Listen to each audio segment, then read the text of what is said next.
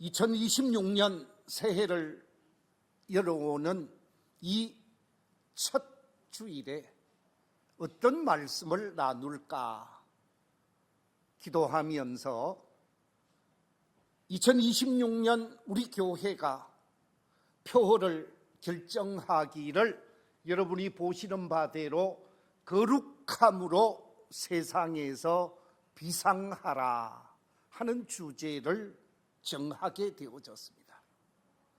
이 표어에 맞는 말씀을 전해야 되겠다라고 생각을 하고 오늘 말씀의 제목을 새해 거룩한 결단, 새해 새로운 결단이라는 제목을 가지고 말씀의 은혜를 나누고자 합니다. 이 시간 저를 한번 따라해 주시면 감사하겠습니다.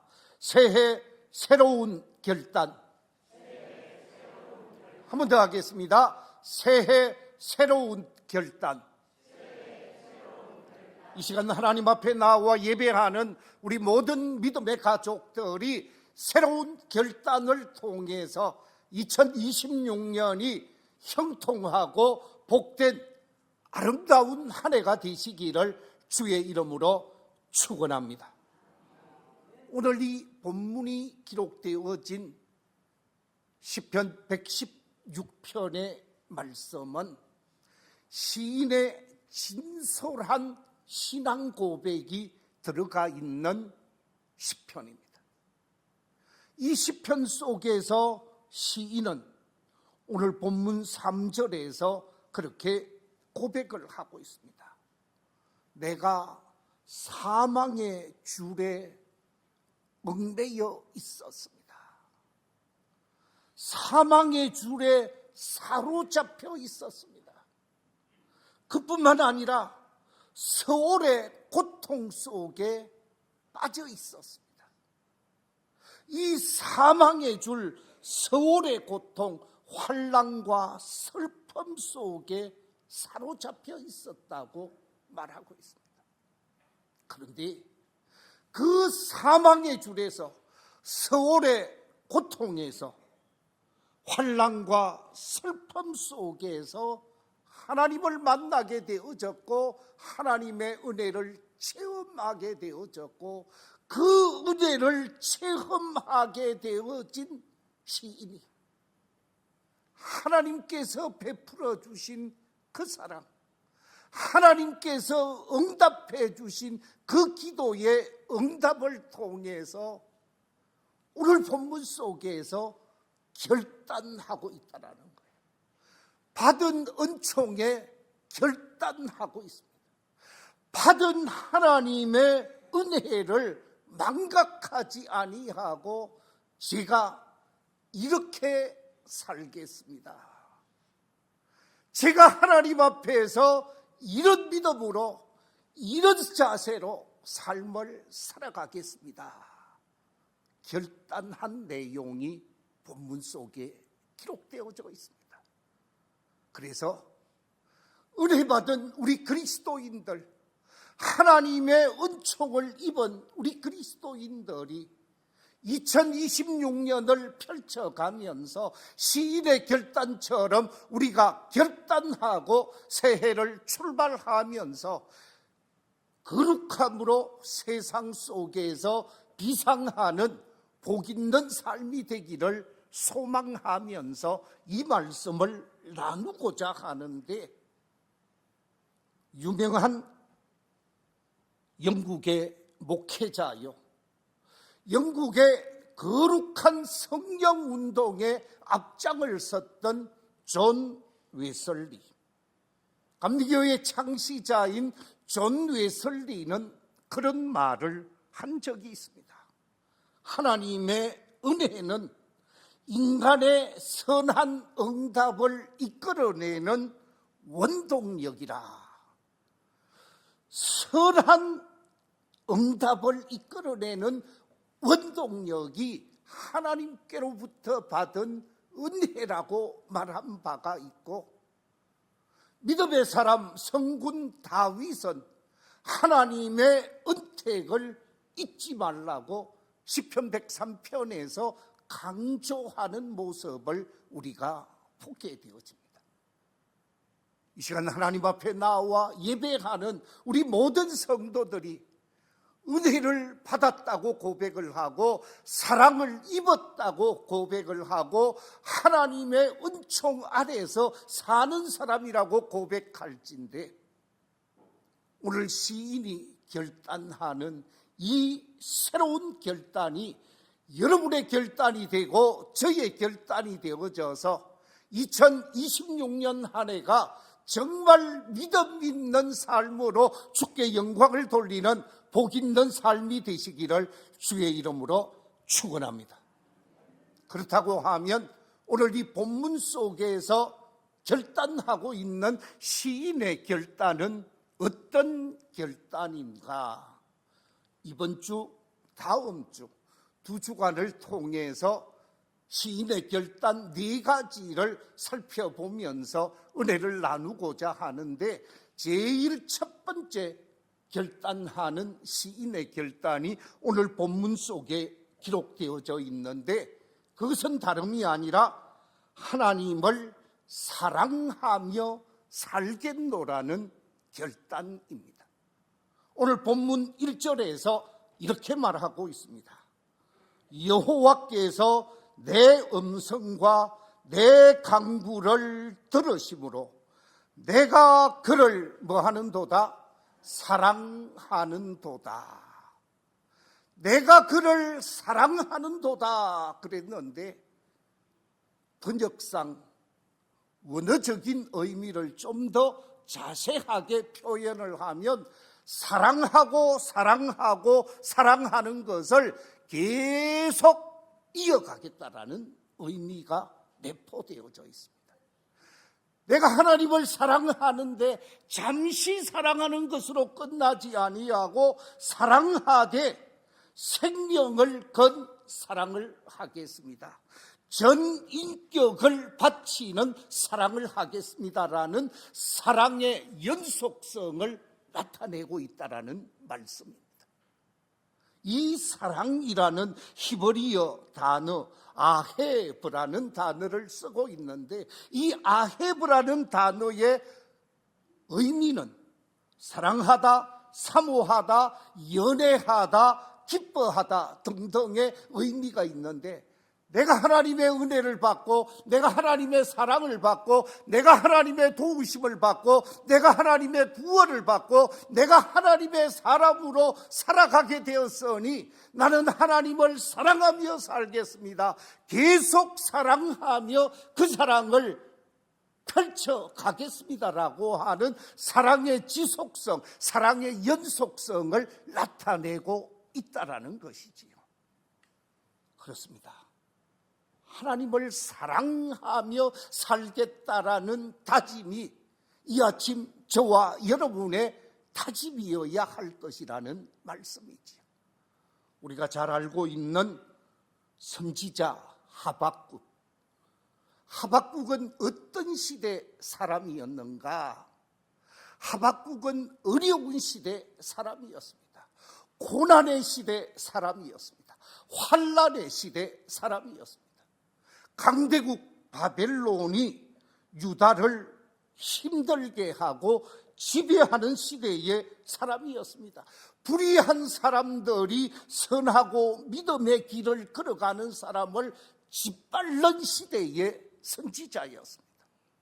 이런 불의한 시대 속에 살면서 그는 뭐라고 고백하고 있습니까? 우리 함께 하박국 3장 17절 18절 말씀 같이 한번 읽어보겠습니다. 시작. 비록 무화과 나무가 무성하지 못하며 포도나무에 열매가 없으며 감람나무에 소출이 없으며 밭에 먹을 것이 없으며 우리의 양이 없으며 외양간에 소가 없을지라도 나는 여호와로 말미암아 즐거워하며 나의 구원의 하나님으로 말미암아 기뻐하리로다. 그렇습니다. 아무것도 없다 할지라도 지금 어렵고 힘들다 할지라도 여호와 하나님의 사랑이 있기 때문에, 여호와 하나님의 도우심이 있기 때문에 나는 하나님으로 말미암아 기뻐하고 즐거워하며 그 하나님을 사랑하겠다라는 것이지요. 갈보리 십자가를 통하여 우리 인류의 죄악을 대속해 주시고 우리를 구원과 영생의 길로 인도해 주신 예수님께서 자신을 시험하고자 하는 율법사의 질문을 받게 되어집니다. 예수님을 시험하는 율법사의 질문을 받게 되어진 예수님께서 무슨 계명이 가장 큰 계명인가에 관한 질문 앞에 마태복음 속에 보면 이렇게 대답을 하고 있습니다. 마태복음 20장 37절 이하의 말씀입니다. 예수께서 이러시되 네 마음을 다하고 목숨을 다하고 뜻을 다하여 주 너의 하나님을 사랑하라 하셨으니 이것이 크고 첫째 되는 계명이요 둘째도 그와 같으니 네 이웃을 네 자신같이 사랑하라 하셨으니 이 두 계명이 온 율법과 선지자의 뭐라고요? 강령이니라. 그렇습니다. 율법의 핵심도 선지자들의 메시지도 그 중심 메시지는 사랑이라는 거죠. 하나님을 사랑하며 살고 형제를 사랑하며 살고 가족을 사랑하며 살고 교회를 사랑하며 사는 것이 핵심 중에 핵심이라는 것입니다. 2026년을 펼쳐가면서 제가 하나님을 누구보다도 사랑하겠습니다. 제가 나의 교회를 누구보다도 사랑하겠습니다. 제가 우리 주변에 있는 이웃을 누구보다도 사랑하겠습니다. 사랑하며 사는 것이 율법을 지키는 것이고 선지자들의 말씀을 실행하는 것이라는 말씀입니다. 예수님께서 마지막 십자가를 져야 하는 상황입니다. 제자들을 마가의 다락방으로 불러서 마지막 만찬을 베푸십니다. 제자들과 더불어 마무리를 하는 가운데 예수님께서 제자들에게 말씀을 하시고자 하는데 그 자리에 자신을 배반할 수밖에 없는 가룟 유다가 뛰쳐 나가버리게 되어집니다. 가룟 유다가 뛰쳐나가고 난 이후에 제자들에게 하셨던 말씀이 기록된 요한복음 13장의 말씀입니다. 요한복음 13장 31절에서 이하에서 이렇게 말하고 있습니다. 예수께서 이러시되 지금 인자가 영광을 받았고 하나님도 인자로 말미암아 영광을 받으셨도다. 만일 하나님이 그로 말미암아 영광을 받으셨으면 하나님도 자기로 말미암아 그에게 영광을 주시리니 곧 주시리라. 작은 자들아, 내가 아직 잠시 너희와 함께 있겠노라. 너희가 나를 찾을 것이나 일찍이 내가 유대인들에게 너희는 내가 가는 곳에 올 수 없다가 말한 것과 같이 지금 너희에게도 이르노라. 새 계명을 너희에게 주노니 서로 사랑하라. 내가 너희를 사랑한 것 같이 너희도 서로 사랑하라. 너희가 서로 사랑하면 이로써 모든 사람, 이 땅에 살고 있는 모든 사람이 내 제자인 줄 알겠다. 사랑하며 사는 믿음의 공동체가 예수 제자 공동체라는 거예요. 사랑하며 사는 믿음의 가정이 예수님의 가정이라는 것입니다. 그렇습니다. 2026년 우리 은혜받은 믿음의 사람, 하나님의 사랑받은 믿음의 사람이 먼저 가정을 사랑하고 가족을 사랑하셔서 정말 부부 사이, 부자 사이, 부녀 사이, 온 가족 사이에 아름다운 사랑의 공동체를 만들어가며 행복한 가정들이 되시기를 주의 이름으로 축원합니다. 뿐만 아니라 우리 교회에 세움받은 부족한 사람을 중심으로 해서 우리 장로님, 안수집사님, 권사님, 온 성도들이 서로 사랑하고 서로 섬기고 서로 협력하고 연합해 가면서 사랑의 공동체를 이루어서 행복한 믿음의 삶을 살아가는 것, 그것을 하나님은 기대하고 있는 것이지요. 그것을 우리 주님은 기대하고 있습니다.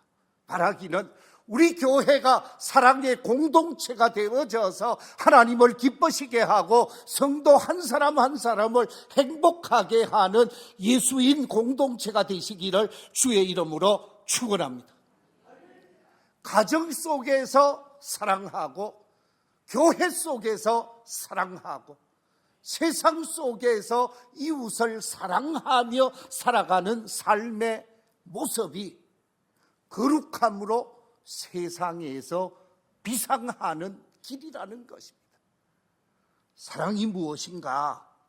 여기에 관해서 다양한 설명을 드릴 수가 있지만 카네기가 사랑한 사랑의 일화를 하나 소개하겠습니다. 카네기가 강철 왕이 되기 전, 세계적인 부자가 되기 전 아주 어린 청소년 시절에 남의 회사 공장에 다니는 공원이었다고 합니다.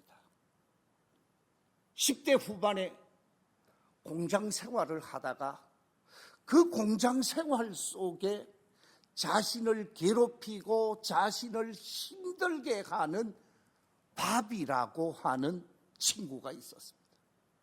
같은 회사에 다니면서 이 밥이라는 친구가 자신을 괴롭히는데 회사에서 열심히 일한다고 괴롭히는 거예요.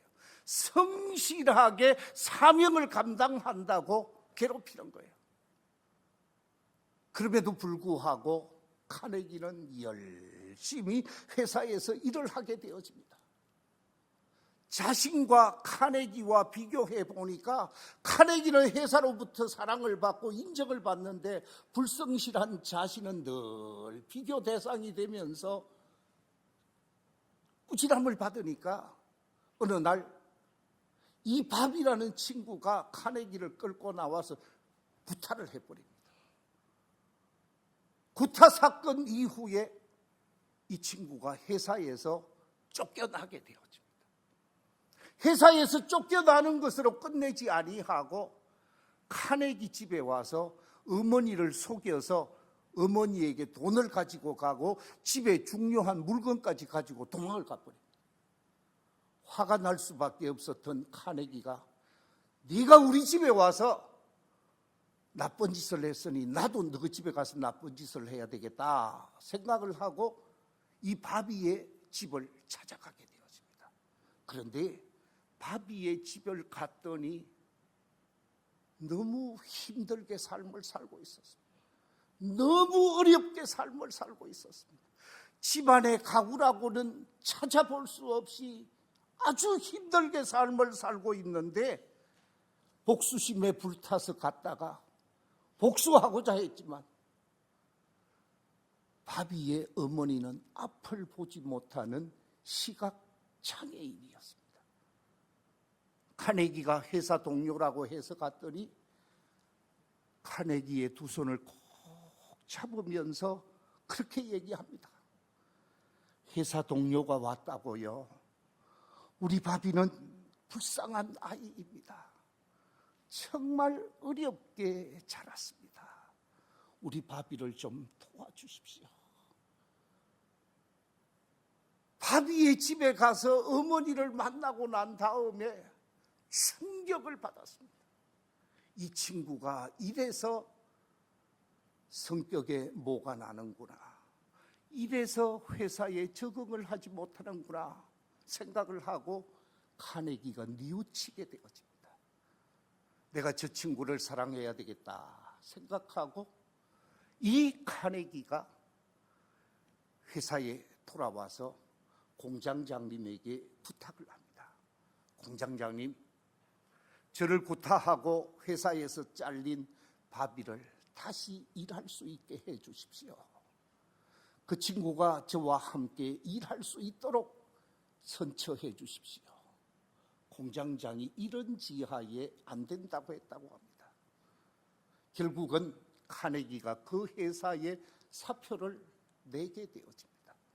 그리고 바비를 데리고 두 사람이 같이 일할 수 있는 공장을 찾아가서 취업을 하게 되어지고, 취업을 하고 나서 이 바비가 카네기와 같이 아주 성실한 일꾼으로 카네기에게 좋은 친구로 변화되어지는 놀라운 사건이 일어나게 되어졌다고 합니다. 그렇습니다. 사랑은 사람을 살리게 합니다. 사랑은 자신도 잘되게 하는 것이죠. 하나님을 사랑할 때에 좋은 믿음의 사람이 되어집니다. 교회 공동체를 사랑할 때에 좋은 신앙인이 되어집니다.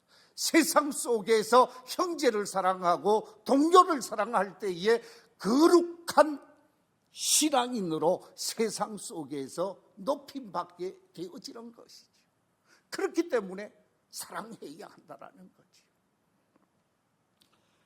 20세기 최고의 신학자로, 철학자로, 목사로 아름답게 사명을 감당하셨다가 20세기 중반에 세상을 떠나신 폴 틸리히라는 유명한 신학자요 철학자가 있습니다.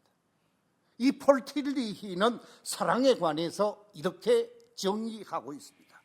사랑은 분리된 것을 연합시키려는 추동이다. 추진력을 가진 힘이다. 그 말이에요.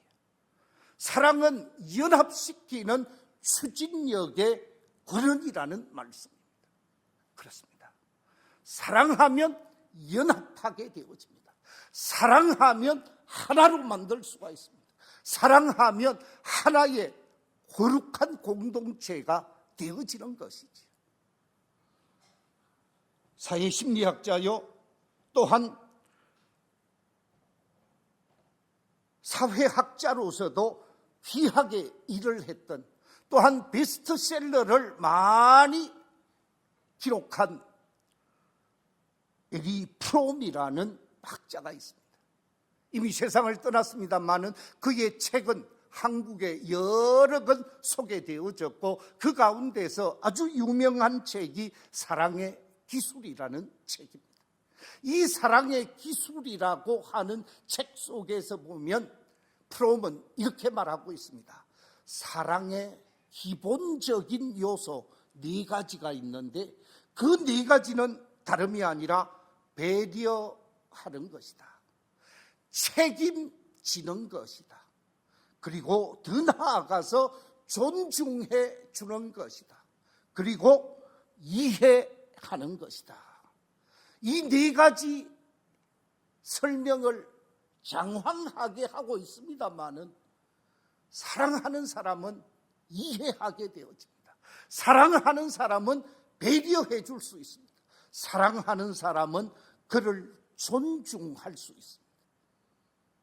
우리 모두가 사랑하면서 하나님을 사랑하는 사람으로, 교회를 사랑하는 사람으로, 가족과 이웃을 사랑하는 사람으로 사랑하며 삶을 사는 아름다운 결단으로 세상 속에서 비상할 수 있는 복 있는 삶이 되시기를 주의 이름으로 축원합니다.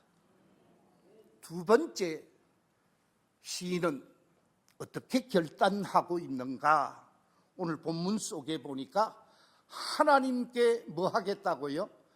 기도하며 살게노라. 결단하는 모습이 본문 2절 속에 나타나고 있습니다. 오늘 본문 2절의 말씀 같이 한번 더 읽어보겠습니다. 시작. 그의 귀를 내게 기울이셨으므로 내가 평생에 기도하리로다.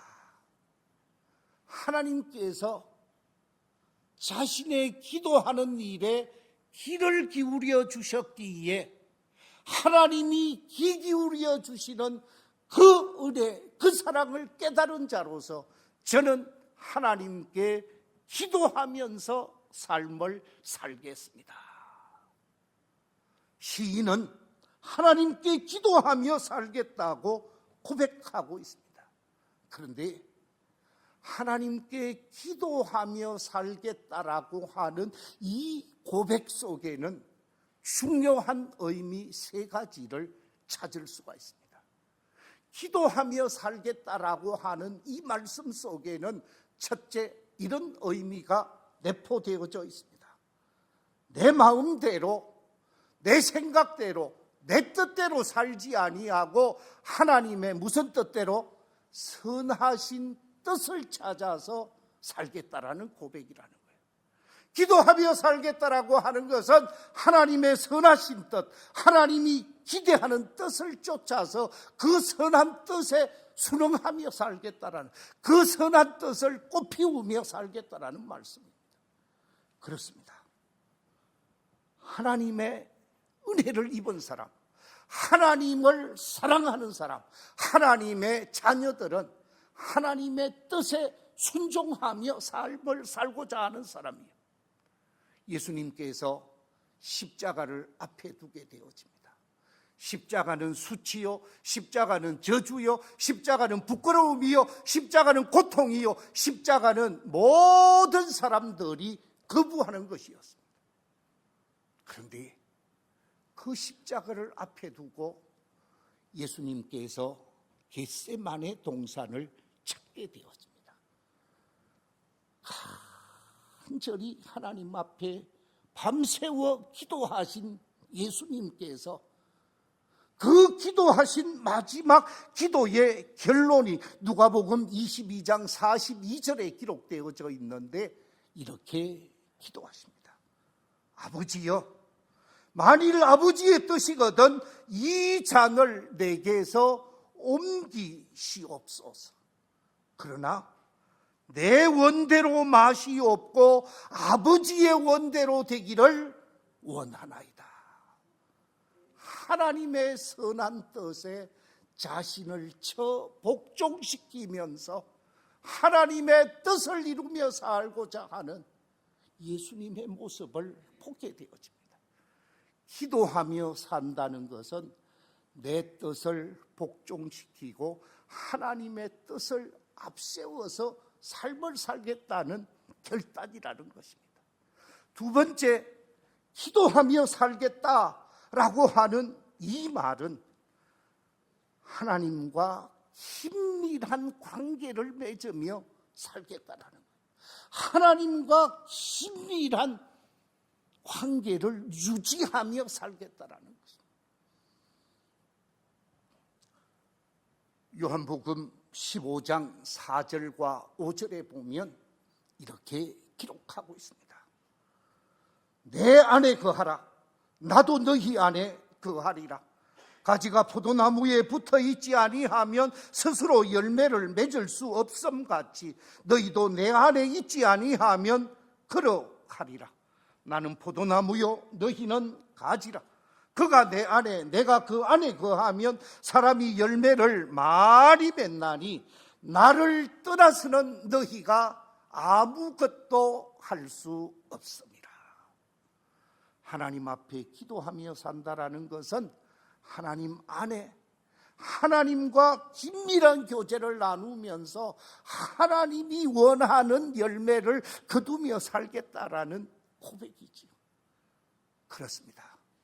2026년이 하나님의 말씀 안에 거하고 하나님의 은혜 안에 거하고 하나님의 진리 안에 거하면서 복된 삶을 펼쳐가는 귀한 성도들이 되시기를 주의 이름으로 축원합니다.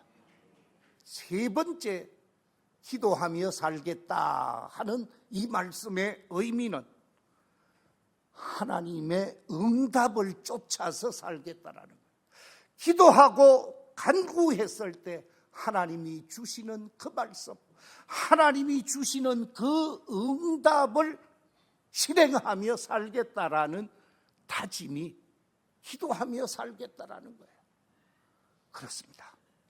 내 지식을 쫓아서 살고 내 경험을 쫓아서 살고 이성적 판단을 쫓아서 사는 인간 중심적 삶이 아니라 하나님 중심, 말씀 중심적 삶을 살겠다라는 것이죠.